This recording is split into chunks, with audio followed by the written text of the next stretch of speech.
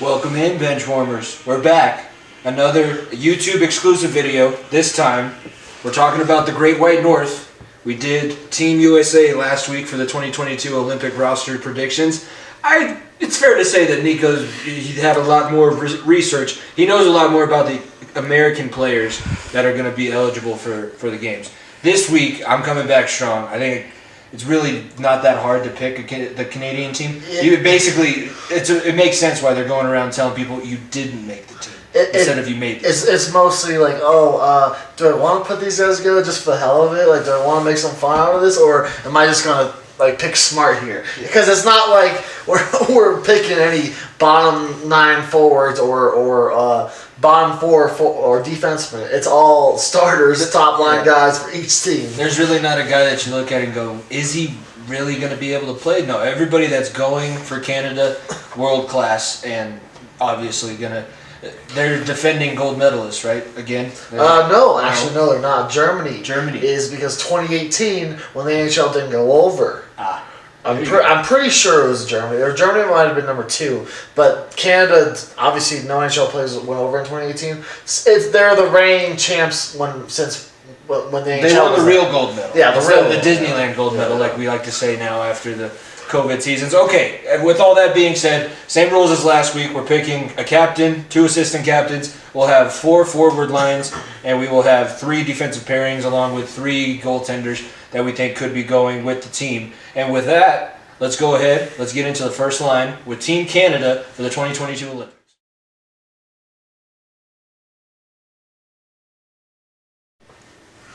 Okay, first line. Let's go ahead. I'll have you start it off again because you started it off last week. Who do you got on your first line for Team Canada? Well, there's 100%. We have 2 similar names on this line. I put someone else in here so I'll start with the 2 obvious. McDavid's my center. McKinnon, who plays right wing on the Colorado power play. And there's too many centers on this team. Everybody can play center. Everybody can basically play center, so you got to move somebody to the wing, and there's no shot McKinnon should not be on the same line as McDavid. And I gave McDavid one of my A's as well. I think next Olympics he'll be wearing the C. This is his last one, but you might as well give him the A now, so prepare for the next Olympics so he can wear the A. And then I paired them with Mitch Marner. Mitch Marner, another young speedster from Toronto, who does a great job setting up Matthews, who was one of the key proponents. I think with McKinnon, he'd be a very unselfish guy, and then he'd be a guy that McDavid and McKinnon are just going to blow by everybody, and Marner will sit there, be in a corner, not even be able to look at him, and he'll just get you goals. Yeah. And he'll be the perfect left winger in that group. Yeah, I think there's. I'll just say mine first, and then I want to pose a question that I just thought of. My left wing, Braden Point, coming. The Florida man, Nathan MacKinnon, is going to be on the same line as McDavid and Nathan MacKinnon. I don't know if you. The question that I have here is if McDavid and McKinnon are both alphas. They're both used to being the guys that are going to score. Can they work together? I know McKinnon is on a line with 2 other superstars, so I think you can maybe make that argument that he'll be able to adjust to it. But how is McDavid going to feel if he's not getting the points that he wants, and it's McKinnon and, in your case, Marner or Point that are getting some of the points that he wants? The thing is, the key word you used there was points. He's going to get as many points as he wants. It's going to be goals. Because he's going to get assist on assist having those 2 guys there. When you move McKinnon to the wing, like we both did, it opens more things up, opens the middle up so much more for him, which allows those 1-on-4 dekes that he's always used to. So it's perfect for him. And then if he gets tired for whatever reason, you can swap those 2, put McDavid on the wing, put McKinnon in the center, have that exact same thing. It's not necessarily that they're off each other. I mean, there's a reason why people are so comfortable putting McKinnon as the first liner, because he plays with Mikko, who is an outstanding goal scorer, and Landy, who's necessarily the bruiser of that first line. Yeah. That's why they're so comfortable putting him alongside McDavid. But it will be interesting. When you face this first line for teams, all the focus will be on McDavid, which I think will... Honestly, you can see McKinnon being the lead goal scorer in the tournament because of that reason. So that's where it gets interesting, but I don't think McDavid has a problem racking up assists as long as the puck's in the back of the net. I also have Connor McDavid as my assistant captain. I agree with you. There's somebody else, basically Captain Canada, that's going to wear the C until he decides that he's no longer playing for the country. But Connor McDavid, the assistant captain this year, and I think if the NHL goes to the next Olympics, he'll pick up the C. And then he's going to also be the gritty veteran. He's still a young guy. You forget, he was born in '97. He's our age, Nico. He's our age. He's the best at his job in the world. I know. And we're just, podcasters out of subscribe, follow us at FAOTV Pod. We're just podcasters out of your apartment. That's all we are. McDavid is just unreal. I'll tell you that. It's He's the most skilled hockey player. It's just scary looking at this team. It's just frightening. It's legit an all-star team. It's legit an all-star team. You have McDavid and McKinnon. If you want to, you can shut down half the ice and just put your defense over there. But then you're leaving room for either Braden Point or Mitch Marner, and those are two guys that can score on their own. Those are two of the leading goal scorers on their own teams, and they're going to be the afterthoughts. And then when we get to defense, it gets even sicker because when you add in these when you get the 5 guys that you have on the ice for Team Canada, it just gets you would. If you were playing NHL against your buddy, you'd be like, no, you can't do that. We can't do that. It's just ridiculous, especially this first line. It's just insane. All right, that's a good first line that we both have. I think, depending on how you see It's Point not or like Marner, either of us are wrong. depending on how you see Point or Marner, we might honestly see a whole bunch of different rotations. Canada might just roll out. Put Crosby on the first line. Subway shifts or something. And just put McDavid, McKinnon, and Crosby on the first line and just say, oh, here we go. That's who you're facing. That's we're going to call that line the Saskatoon Rocket. I don't know what else you can call it. Let's go ahead. We'll get into line number 2 for Team Canada.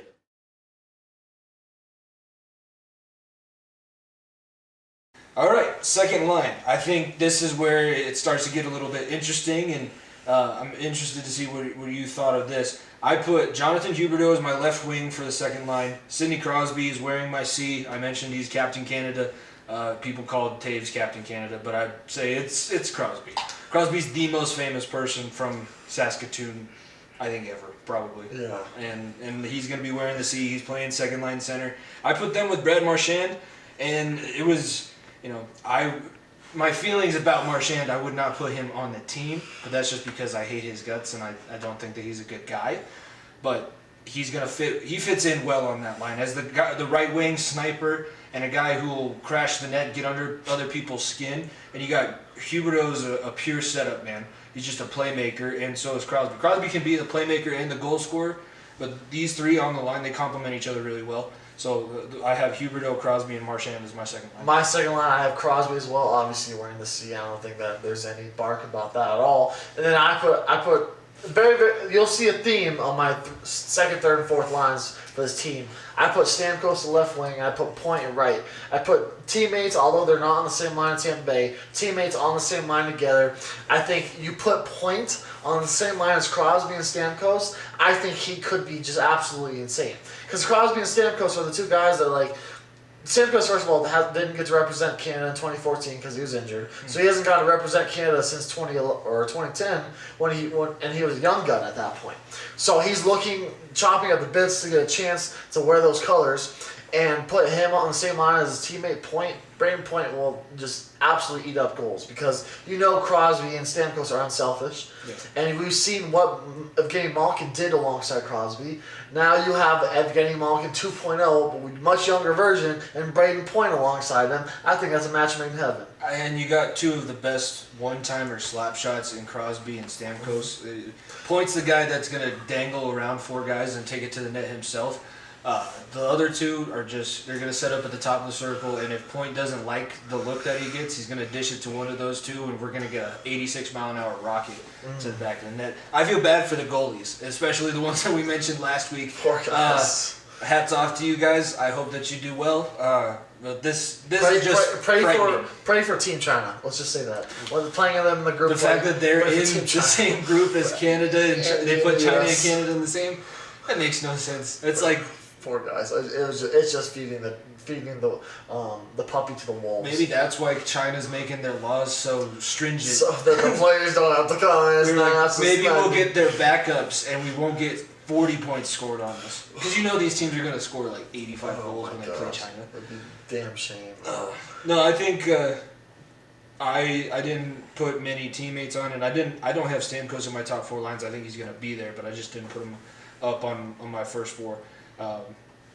We've said it twice now. Anybody that you pick here is gonna be fine, and we both have Crosby second line center. So let's get into line number 3. This is where it can start getting interesting here for Team Canada.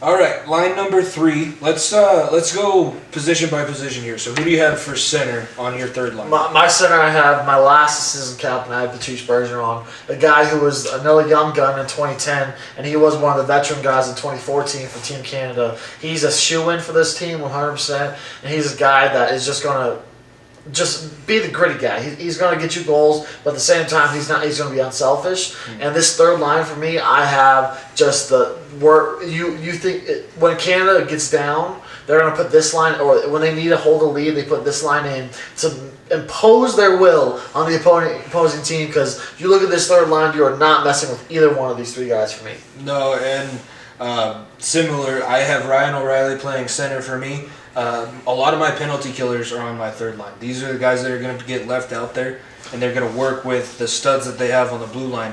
I mean, the penalty kill and the power play, when we get to the special teams of Team Canada, it's going to be lights out no matter what. But I think Ryan O'Reilly, similar thing that you had with Bergeron, able to crash the net. He is the reason why St. Louis is where they at. Oh, exactly. St. Louis is a damn good hockey team this year, even though they've lost a lot of guys. No more Pietrangelo on the blue line. Ryan O'Reilly still gets that team to overperform, and I think him on the third line, like you said, when Team Canada's down or they're flat, they're going to throw Ryan O'Reilly out there. He might fight somebody. He's going to hit somebody hard, and he's going to try and take the puck and put it in the back of the net and score in front of you. Just absolutely scary thinking. I mean, like, I'll keep it above my O'Reilly's on my 4th, but Bergeron, O'Reilly there, like behind Crosby, McDavid, that's your third line center. Those are both starting top centers on their teams and captains of their team. They're both the captains of their team. So that's wild that they could both be in this position. Who do you got for left wing on the third line? Left wing, I prepared his teammate there. That's where I put Marchand. Put that 2/3 of that dream line in Boston. Put that together on the third line. I think that's a perfect spot. I think you see these 2 on the same line no matter what, whether it be third line, fourth line, second line, whatever it may be. And I think Marchand, obviously, there's a reason why I put those 2 together, because I think other team, you're going to see those 2. My outside guy is a little bit different than obviously a Pasta, but it's those 2 on the left side in the center is just absolutely ridiculous to look at. Yeah, too bad Pasta's Czech instead of Canadian, right? Yeah. Playing on, he did get selected for the Czech Republic team, and we didn't mention the 3 that they are for sure sending for this team. It was Connor McDavid, it was Alex Pietrangelo. And that's Crosby, I think. And I think Sidney Crosby was the third one that they've already confirmed for Team Canada. My left wing, I put Mitch Marner in this situation because he is a guy who plays on one of the top lines in hockey. He adds in that explosiveness. If you need a quick momentum change, this is kind of where you look for that. So Mitch Marner, a guy that has a lot of speed, can create breakaways and turnovers in the neutral zone. That's the bad thing about this Canadian team is that they have so much speed, and a lot of their guys are big and physical too.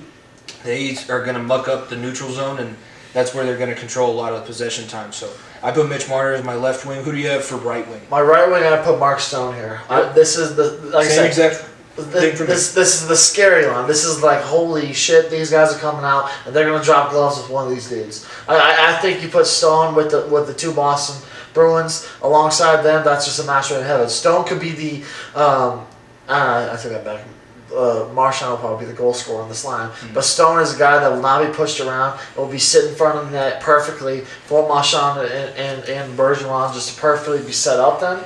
And he's a guy that's very unselfish, and playing with 2 guys that are very similar with one another, I can see him take a step back to them and be the bruiser on that third line for them. Oh yeah, he's going to be the guy that brings the physicality. I have him as my right winger too. He's a guy also that he's moving to his natural position of wing. He's been playing center for the last couple seasons in Vegas, and now he's going back to that winger position that he played in Ottawa, where he kind of made a name for himself.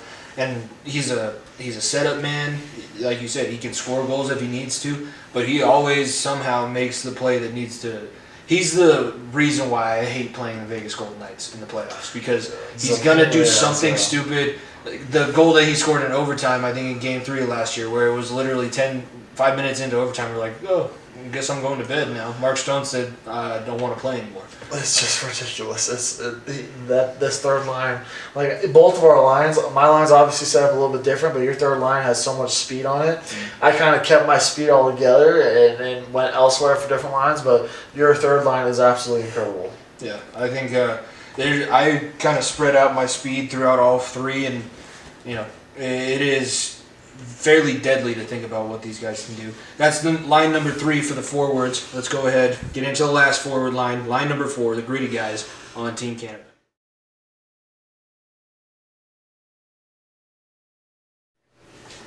Line number 4.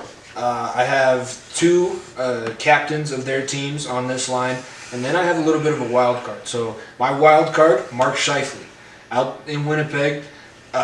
I think a lot of people will recognize he was the one who laid that devastating hit on the empty netter attempt against Montreal and was suspended for 8 games. He and Kadri got the same 8-game suspension. But Scheifele, he adds another element of speed, and he's a guy that's going to play very sound hockey. This is the line where if you got guys that are making mistakes, you want your guys that are going to go out there and play sound, fundamental hockey. This is where you want them to go. So I have Mark Scheifele. I put him as the right wing in this particular pairing. Who do you have for this line? Who's your wild card that you think for this line? My wild card, I went a guy that's absolutely having a super underrated year in Nashville. Matt Duchene. I put Dutchie on my left wing. Matt Duchene! Yeah, I put Matt Duchene, my left winger. He's leading goal scorer right now for the Predators, and Predators look like they could be a playoff team this year. Very, very underrated year right now for him, and a guy that's obviously had previous experience with this team. My fourth line, I said let's put some goal scorers out there because all 3 of these guys, actually two of the 3, can easily get you a goal whenever they want. And Dutchie right now is just going to be that hybrid, maybe a second line power play guy that will just come in and just be an absolute goal scorer that Canada may need on that fourth line. Yeah, going with that, I think my goal scorer on my fourth line, I put Patrice Bergeron here at center. And we just flipped our 2 centers on 3 and 4, but Patrice Bergeron he earned the C after Zdeno left Boston. He's been able to make sure that team, they're still playing at a high level. If they get a little bit more solid goaltending, they'd be a lot scarier of a team out in the Eastern Conference. But Bergeron is the anchor of the ship. He's the guy that's always going to be consistent, and he's never going to make a huge mental mistake or anything like that. So he's going to be the calming factor on this Team Canada. I switched it as well. Obviously, O'Reilly's my fourth line center as well. I paired him with his former teammate. Never was on the same line as Dutchie, but O'Reilly and Duchene were teammates here in Colorado. Interesting years very, in Colorado. Very interesting years. But I think O'Reilly, like I said, was the goalie those years too. Wow. It might have been even Theodore too, and yeah. Budai and all those guys. But yeah, O'Reilly and Duchene together, I think is perfect for one another because both those guys are going to be goal scorers on a fourth line for this team that may need to get goals. Because if an opposing team, look, there's only a few teams out there that would be able to shut down this top 2 lines. Russia, you think about Russia, the U.S. possibly with that great back line, but Duchene, Riley come in against opponent teams. Third line defense or possibly fourth line defense, it's a nightmare. And O'Reilly, I think, could get a lot of goals. Yeah, and then my last guy that I have for this line, my left winger, John Tavares, the captain in Toronto. I think that he's too good and too much of a leader to be kept off of this team. I think when you have the spoil of the richness that Canada has, where you can just pick and choose captains off every NHL team you want, you got to make sure you take advantage of that. So I have John Tavares there, and I think he works. I think Tavares, Bergeron, and Scheifele, they're not going to be the flashy line of this team. They're going to be the guys that have their hard hats on and make sure that the games, they're never going to run into a situation where they overlook a team because these guys are going to be focused and make sure everybody stays on the right track. Yeah, I have Tavares too as my other right winger there. I think putting him on the fourth line is a guy that has obviously also been. There's only a handful of guys on this roster, both of our rosters, that has played in the Olympics, and Tavares being that guy in 2014 as well, who was a top 6 forward, and putting him on our 4th line is just absolutely insane. Let's count. I have 1, 2, 3, 4, 5, 6, 7. I have 9 centers on my top 4 lines. Yeah. 9 centers, and they're just basically, you know what? There's not enough room, so let's move you to the winger, I guess. I think the only guy, I have 2 guys that I don't think could play center, maybe 3. I think Point, he could. I think he does play a little bit, but he doesn't like to. Point, Marchand, and Scheifele are the only 3 guys on my roster that aren't a normal center from time to time. Yeah, I think Point for me, Marner, I think. I forgot about Marner. Marner plays it sporadically. Point, Marchand, Marner, Stone is the wild card there, but everybody else basically for me is a center. It's just that's just how powerful that position is. If it hasn't gotten ridiculous enough with the first 4 forward lines, we're gonna get into the defense, and when we get into talking about these defensive pairings, we'll mention our top lines again and just how ridiculous this is all gonna be. But before that, you'll hear a little bit of a break. And our sponsor, MyBookie, you'll hear from them. But we'll come back with our defense for Team Canada for the 2022 Olympics. It's the most wonderful time of the year, and who better to celebrate this special time in the college football bowl season, NFL playoffs getting ready to go, than betting with MyBookie, our sponsor, MyBookie.ag, because it is the easiest, most fun, and they have the best odds boost to place your money, especially when you sign up at mybookie.ag and use promo code BENCH, BENCH. There are so many great games to pick, whether it be bowl pick'em coming up. The NBA season is starting going. You know you're going to want to bet on the college football top 4 coming up in a few weeks. And we have some great games for football coming up. You can even bet on some racing too. The Formula 1 racing this past weekend obviously is over, but there's a lot of good stuff going on at MyBookie. You got to remember to use code BENCH, code BENCH for a double your first deposit. Whether you want to bet your own hard-earned cash, cryptocurrency, anything like that, the best place to do so is at mybookie.ag. And when you sign up to create your account, use our promo code BENCH, BENCH, to automatically double your first deposit up to $1,000. Get in on the winning today with MyBookie. Bet anything, anytime, anywhere at mybookie.ag.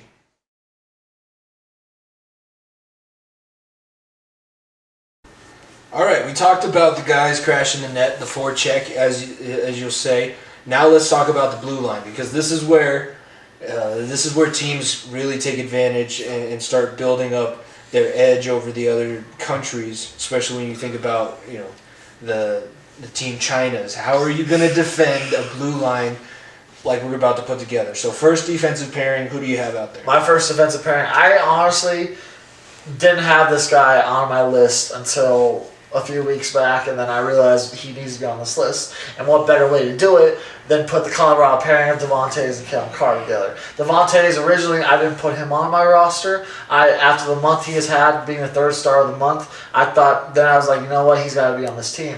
He's got to be, I don't know if he's a first-line defenseman, but at this point, you got to put them out together. You got to put them out together. It's 2 guys that are so congruent with one another that obviously you can't say enough about Kellen Carr. But Taze can be that guy that just gets you points no matter what and will be unselfish. Completely unselfish. And you put those 2 guys out there with McKinnon as well. Like, think about that top 5, the first 5. McKinnon out there with 2 of his teammates alongside McDavid and Martin. McDavid's going to have defense for the first time in his career? That's crazy to think about, and I think you have to put those 2 together. The only reason why I didn't have Taze originally on the roster was obviously the injury at the beginning of the year, and I didn't think he would accept, but at this point, the way he's playing right now, he's deserved a spot on this team. Yeah, I think it's interesting. At this point, they've said that he didn't qualify. He got the same. I thought it was Gerard. Gerard did too, okay. But we were at the game last night, they were talking to the play-by-play guy, and he said that Team Canada recently told Taves that he wasn't going to go, but I think they could still change their mind. The way that guy's playing, Colorado right now has 2 front-runners for the Norris Trophy and a dark horse in Gerard. But Devon Taves has the highest point per game right now at 1.3 in the entire NHL, and he's a defenseman. He plays defense, and he plays damn good defense. Yeah. It is. If he does make the team, if they do reverse that decision, he'll be a great guy to have on that roster. My first defensive pairing, I put Alex Pietrangelo, a guy that we know is already on the team. He's also wearing one of my A's because he is the assistant captain. I think it's good to have a guy like that, a leader along your blue line, and that's what I think Pietrangelo will be. And I paired him with Dougie Hamilton out of New Jersey. I didn't put him with Makar because I think Pietrangelo is the offensive defenseman in that pairing, and then Dougie Hamilton's there to shut down the other side of the ice. And that's kind of how I switched up my defensive pairings. I have one guy that's much more defense, one guy that's much more offense. Obviously, a lot of these guys are damn good at both, so it doesn't matter. If that Tays information, now that I realize that, I don't think this guy's a first-line defenseman on this team, but I'll throw in a name there. I switched his name out. It was Chris Letang from Pittsburgh. Mm-hmm. That's a guy I'll switch inside in there out there. But yeah, spoiler, that's my next defensive pairing right there that you just said exactly. Oh. And but Dougie Hamilton, a guy who puts up a lot of points as well, but is a bruiser for that team. Mm-hmm. And then Pietrangelo, we can't say enough about his offensive skill set. I think, honestly, if Canada really just wants to fuck around and say, you know what, let's just score 20. Let's start out hot and get a few goals on the board. Let's put McDavid, McKinnon, Crosby, and put Pietrangelo and Makar out there together, and then just see what happens. And see what happens, because Pietrangelo and Makar are going to take it coast to coast from behind whoever they have at goaltender that's going to be all-world as well. Honestly, that is the only position that Team Canada doesn't necessarily have the complete edge. Because you got to look at Russia with Vasilevsky, and American goalies are going to be good. Swedish goalies are always, and obviously Team Finland as well. That is Dougie Hamilton. It'd be interesting to see what happens with him there, but I do think that he's going to be able to play a little bit more natural defense in this, and we might actually see him develop that part of his game a little bit more. But that's first defensive pairing for Team Canada.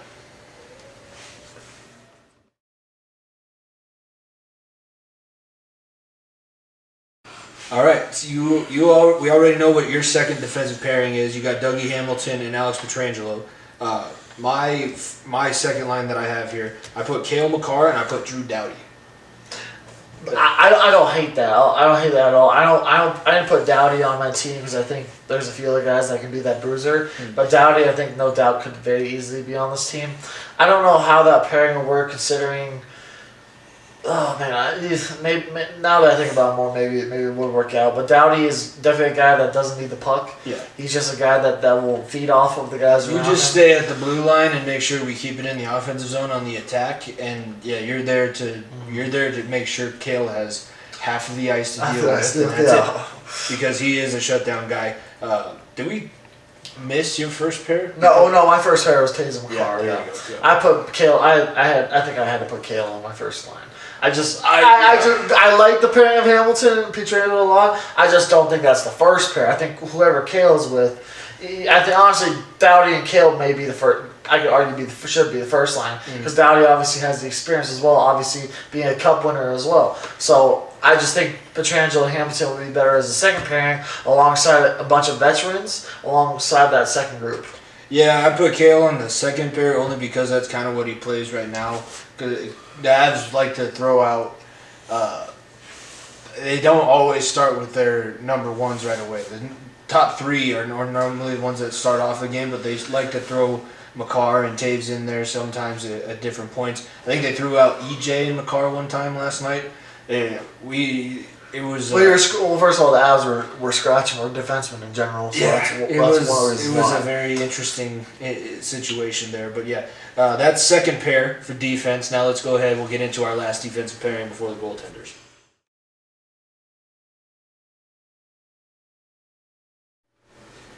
All right, last ones. I'm interested to see what your strategy was when picking your third defensive pair. My last pair, I went with two guys. One guy, Shea Theodore, who's the rock in Vegas on the defensive end. He's the guy, and I think he's going to be absolutely great leader on that third line. And then another guy who's having an absolute astounding year in Aaron Ekblad in Florida. Ekblad, I think you have to put on this roster, a guy that will come in and just be come in and not be won't be selfish. He'll just be there, make sure to feed the other players. And you need a defenseman that will set guys up. And Ekblad and Theodore will do that perfectly for any forward line. They don't need the puck, like I said. They'll be the guys that will look for the extra pass, look for that open guy. And that's exactly what this forward group needs.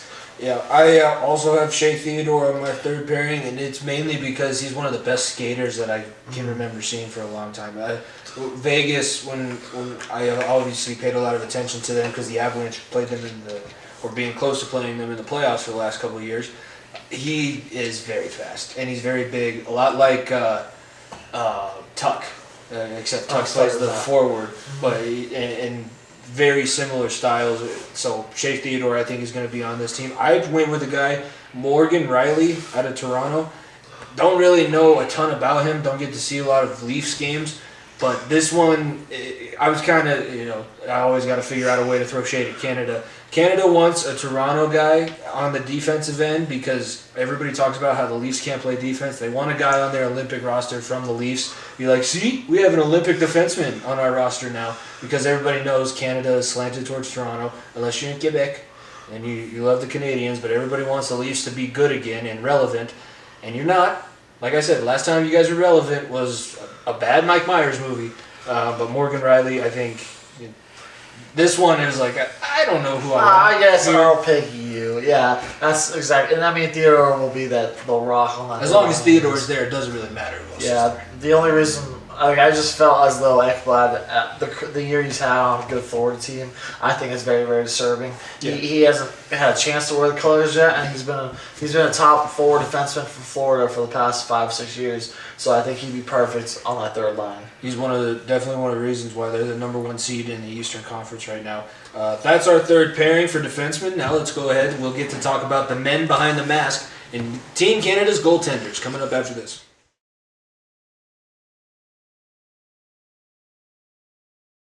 All right, this is going to be where it gets a little bit interesting because we mentioned this is probably the weakest part of this roster. This is where it's going to be, you're scratching for who you're going to have. And it's not necessarily scratching because of lack of talent. It's scratching because you don't know who's going to be able to play. That, and also when you compare these guys to who they're going to have in front of them, it doesn't matter who's in goal because, like the old Edmonton teams, as long as you give up 5 and not another one, we'll score 6. Exactly. That's all we got to do. Yeah. So goaltenders, I'm starting off. I think Jordan Binnington should be the starting goaltender for Team Canada because with what's going on with Carey Price, if he's not mentally ready to go and isn't back in enough time for Canada to select him, I think Jordan Binnington's the most talented goaltender and a guy who has the mindset. I don't like him when obviously when the Avalanche play against him and he's really good. He's just a guy that has if you score on him, he takes it so personally.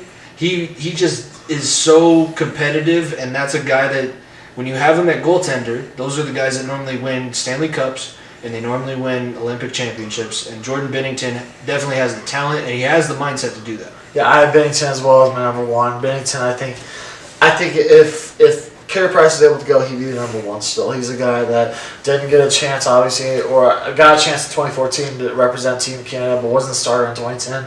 And if he honestly, you could see possibly him play in the Olympics without playing in general, because Montreal obviously is in tank mode for the Canadians. So maybe we do see Carey Price here, but Binnington, I think, is. Like, he's right now 29, 30 years old, so this may be his only shot to think about, his only chance to do that, and I think he definitely will jump on the chance to possibly represent his country.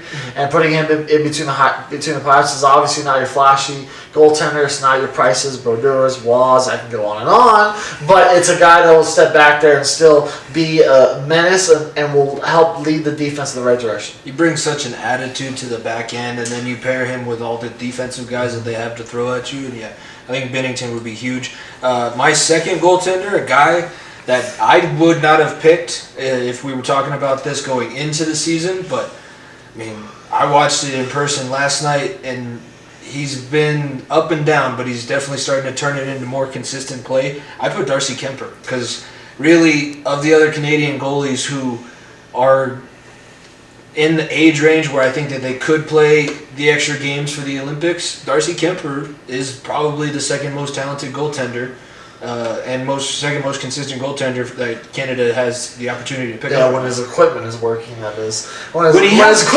blades in his skates, he's pretty good. When he doesn't, he looks like he's. Did you see the highlight where he's like trying to push off and he has no blade? It just looks like he's swimming. His legs just. Well, he needs to stop working at Play Against Sports for his skates. But my second goalie, I want another young guy, a guy that has arguably the most experience wearing the Canadian colors at the junior level, and that's Carter Hart. Carter Hart of Philadelphia. Philadelphia has been a very, very terrible team this year. They have been god-awful, but when they're winning games, it's Carter Hart. Carter Hart represented Canada, and I believe it was 2 or 3 World Juniors, and a guy who has so much experience with guys like Cale Makar, with guys like Pietrangelo and Theodore in the World Juniors. I think he honestly could even be the starter at some points if Bennington gets way too in his head. Mm-hmm. And putting him on a very, very familiar guys on the defense in front of him that he played within the juniors and coming up in the Canadian ranks, I think is perfect. And he'll be honestly probably the goaltender for Team Canada going forward after this Olympics. Yeah, I think Carter Hart is a good option for them as well. My third goaltender, and a guy that I think we kind of threw in a third one last week, so I put this out there. I have Marc-Andre Fleury if Carey Price is not able to go. If Carey Price is going, he's going to be, I think, the starter, and you kind of just bump up the rest of my list down. But if he's not able to be there, I think that they'll put Fleury as like an emergency break glass in case of, and we'll see Marc-Andre Fleury play for Team Canada again. But that's the only way I think he makes the roster. Other than that, he's shown this season really is that if he doesn't have a great team around him, he is past the ability to win you games. Yeah, I have Fleury too as my third goalie because I think he'll be on this team. But if he's on this team, he will be the guy in net. Look, first of all, he's not better than Binnington is right now. No doubt about that. But right now, if I'm picking a goaltender to win me some big games for Canada against a guy who has so much experience in the playoffs and wearing those colors, it's going to be Fleury. First of all, Binnington hasn't. I don't think he's ever started a game for Canada at any single level. That's where it's just so much question marks around Binnington being the guy. But Fleury, you put him on this roster, he will be the guy in nets. There's no doubt about that. But I put Fleury / Price because I think Price. Look, either one of those guys is on the roster, they'll be a starter. Let's put it that way. Bennington will be a second guy. Carter Hart will be there, in my opinion, as the third guy, a young guy for the future. But Carey Price or Marc-Andre Fleury shows up, then they'll go with those 2 veterans because Team Canada is not scratching for young guys. They know what they got up front. They know what they got on the back end. And they said, you know what, let's just get a veteran goaltender out there and a guy that knows how to win, and they'll be just fine. Yeah, like we said at the beginning of the video, Team Canada is not telling you if you made the team, they're telling you if you haven't made the team, letting everybody else guess as to what's going to happen. That's our prediction for Team Canada. Real quickly, before we wrap this thing up, I want to get, what country outside of America and Canada, what is the other country that you're looking to possibly be in the contention for a gold medal? We talked about China having a team. They get an automatic bid since they're the host nation. Are you expecting some crazy Cinderella run out of them? It starts and ends with one team, and that's Russia. It starts and ends with them. I think, honestly, we obviously aren't going to put that roster together, but you talk about a team with Ovechkin, Kucherov, Kaprizov, who from Minnesota is absolutely stellar. Put Vasilevsky in between the pipes. Guys like Kovalchuk. I mean, Russia might have the most complete roster in general because it's a bunch of guys that just all gel together because they all play the same type of hockey. Team Canada, you have so much talent, you kind of just throw them out there and they'll just perform. Yeah. Team Russia is a team that just goes out there and plays a certain type of hockey that is imposing on everyone they play against. I would not be surprised in the slightest if Russia gets in the gold medal game at all. It gets in the gold medal game against Team Canada or Team USA. Obviously, I hope Team USA gets the gold medal game. But if we see a quarter or a semifinal matchup of Russia versus Canada or Russia versus the US, that is going to be straight popcorn, and it's going to be an all-out war. And I give Russia the nod against Team USA, and I give Canada a slight edge over Russia.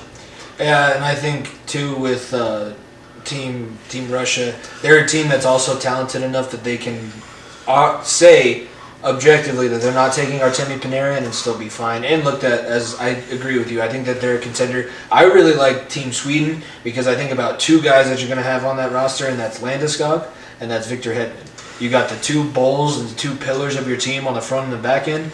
Their problem is going to be having guys that can consistently go up against the waves that, I mean, even Team USA can send at them. I don't know what group they're in right now, but I think Team Sweden has some good experience and guys that can maybe push them a little bit farther than they probably would go in a normal year. Sweden, the only thing that worries about me is obviously the goaltending. Not having King Henrik between the pipes is going to hurt them. Yeah. They're probably And not having Leonard now too, because Leonard said he's not playing. Leonard's not going to. That's going to be the big nail in the foot for them. I think. I mean, Team Sweden to me is very similar to Team Finland. I mean, Finland, you have Mikko, you have Sebastian Aho, you got a bunch of young guys. Rask, who isn't on a team currently, probably will still play. Honestly, probably go over and play in these games to try and make a roster at the end of the year. But Finland is Finland's a team that I expect to be past the group stage, especially Team Sweden.